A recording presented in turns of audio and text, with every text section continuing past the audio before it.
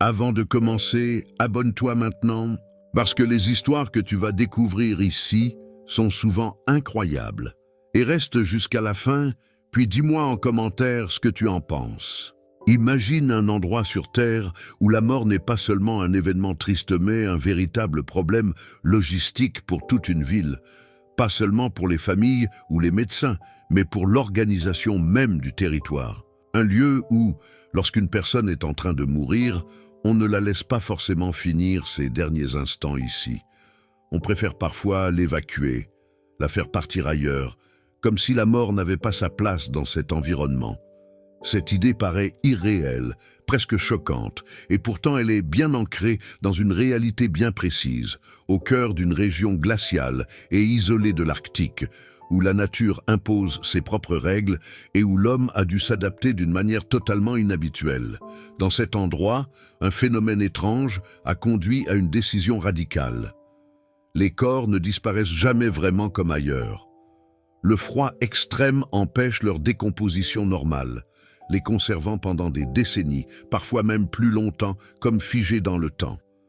Cette particularité transforme la gestion des défunts en un problème sérieux pour la ville, au point qu'il a été décidé qu'il était interdit d'y être enterré.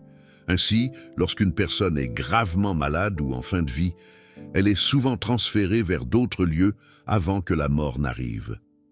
Une règle étrange, presque impensable ailleurs sur Terre, qui fait de cet endroit l'un des plus singuliers et déroutants de la planète. Bienvenue à Longyearbyen.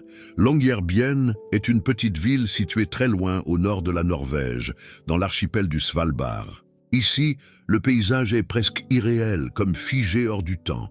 Pendant une grande partie de l'année, la neige recouvre tout. Le soleil peut disparaître pendant des mois. Les températures chutent à des niveaux extrêmes et la nature semble totalement immobilisée, comme si elle retenait son souffle. Vivre ici demande déjà une résistance particulière, une adaptation constante à un environnement où tout semble vouloir repousser la présence humaine. Mais ce qui rend Longyearbyen vraiment unique ne se voit pas à première vue. Ce n'est pas seulement le froid, ni l'isolement, ni même la nuit polaire. C'est ce qui se passe sous le sol, là où la Terre elle-même réagit différemment du reste du monde. Dans cet environnement gelé en permanence, certaines règles naturelles ne fonctionnent pas comme ailleurs, et c'est précisément cette particularité qui a forcé la ville à adopter des décisions totalement inhabituelles, presque impensables dans n'importe quel autre endroit sur Terre. Sous la surface de la Terre, tout est gelé en permanence. Ce phénomène s'appelle le permafrost. Un sol qui reste dur comme la glace toute l'année, même lorsque les températures remontent légèrement en été. Et ce détail change absolument tout dans le fonctionnement naturel de la vie et de la mort. Normalement, lorsqu'un corps humain est enterré, il se décompose progressivement. Les bactéries agissent, les tissus disparaissent et la nature reprend lentement ce qui lui appartient. Mais ici, dans ce sol gelé, rien ne se déroule comme ailleurs. Le froid extrême bloque presque totalement le processus de décomposition, comme si le temps lui-même était suspendu sous la surface. Résultat, les corps peuvent rester conservés pendant des décennies, parfois presque intacts, comme figés dans le sol. Dans certains cas, des traces de maladie peuvent même survivre dans cet état de conservation inhabituel.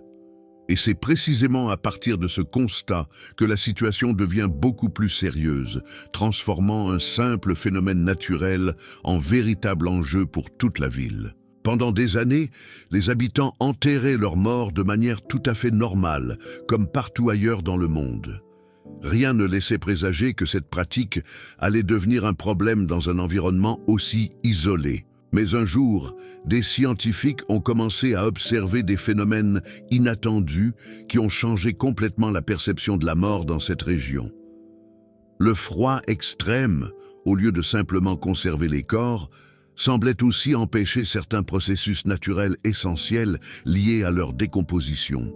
Peu à peu, les recherches ont révélé des constats inquiétants. Certains virus pouvaient survivre dans des corps gelés pendant de très longues périodes. Les dépouilles ne se décomposaient pas comme dans des climats plus tempérés, et le sol, lui, n'absorbait pas les restes humains comme il le ferait ailleurs. Autrement dit, les morts ne disparaissaient pas vraiment. Ils restaient là, figés dans le froid, comme suspendus dans le temps, créant une situation potentiellement problématique et imprévisible pour l'environnement et la santé humaine. Face à cette situation, les autorités ont pris une décision inhabituelle. Il n'y aurait plus d'enterrement dans la ville. Le petit cimetière local a été fermé et la question de la fin de vie a été entièrement repensée. Dans la pratique, les personnes gravement malades ou en phase terminale sont souvent transférées vers le continent norvégien avant que la mort ne survienne. Une mesure rare, dictée par des conditions naturelles extrêmes, qui ont rendu la gestion des défunts presque impossible sur place. La logique derrière cette décision est simple, mais troublante. Il vaut mieux mourir ailleurs que d'être enterré ici. Ce n'est pas une loi contre la mort, ni une interdiction au sens strict, mais une adaptation forcée à un environnement qui empêche la décomposition normale des corps. Et au final, cela crée une réalité étrange et presque paradoxale. Dans cette ville, on peut vivre mais on ne peut pas vraiment y terminer sa vie. Pour les habitants, cette règle est devenue une partie de la vie quotidienne, presque une normalité imposée par l'environnement. Mais quand on y pense profondément, la situation reste troublante. Naître ici est possible, vivre ici est possible, mais mourir ici devient quelque chose de presque déplacé, comme si ce moment appartenait forcément à un autre lieu, ailleurs. Certains habitants expliquent que cette réalité change leur manière de voir la vie. Tout semble plus précieux, chaque moment compte davantage parce que la fin n'est pas intégrée au même endroit que le reste de l'existence. Ici, la vie se déroule pleinement, mais son dernier chapitre est toujours écrit ailleurs, ce qui rend cette expérience unique au monde et difficile à imaginer pour le reste de la planète. Ce qui rend cette histoire encore plus fascinante, c'est qu'elle se situe à la croisée de plusieurs réalités très différentes. D'un côté, il y a la science, avec le permafrost et ses effets uniques sur les sols gelés en permanence. De l'autre, la médecine et la biologie, car ces conditions particulières influencent directement la conservation des corps et la manière dont la décomposition naturelle se produit. Et entre les deux, il y a surtout une décision humaine inhabituelle, prise pour s'adapter à un environnement qui ne se comporte comme nulle part ailleurs sur Terre. C'est pour cette raison que beaucoup de gens résument cette histoire avec une phrase choc, simple et marquante. Dans cette ville, il est interdit de mourir. Même si cette formule n'est pas exacte d'un point de vue juridique, elle a marqué les esprits parce qu'elle condense une réalité complexe en une idée forte, presque irréelle.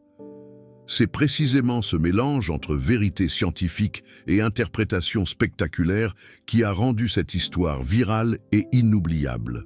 Longyearbyen n'est pas une ville où la mort est réellement interdite, mais c'est une ville où la nature empêche le déroulement habituel de ce qui se passe après la mort. À cause du froid extrême et du permafrost, les corps ne se décomposent pas comme dans la plupart des régions du monde.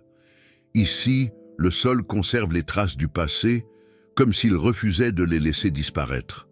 C'est un endroit où les règles de la vie et de la mort semblent légèrement différentes, simplement parce que la nature y fonctionne selon ses propres lois. C'est sans doute ce qui rend cette histoire si fascinante. Elle nous rappelle que, malgré toute notre technologie et nos connaissances, nous ne maîtrisons pas toujours notre environnement. Nous avons souvent l'impression de contrôler la vie. Mais certains lieux nous prouvent le contraire. Là-bas, au cœur de l'Arctique, c'est la nature qui fixe les règles.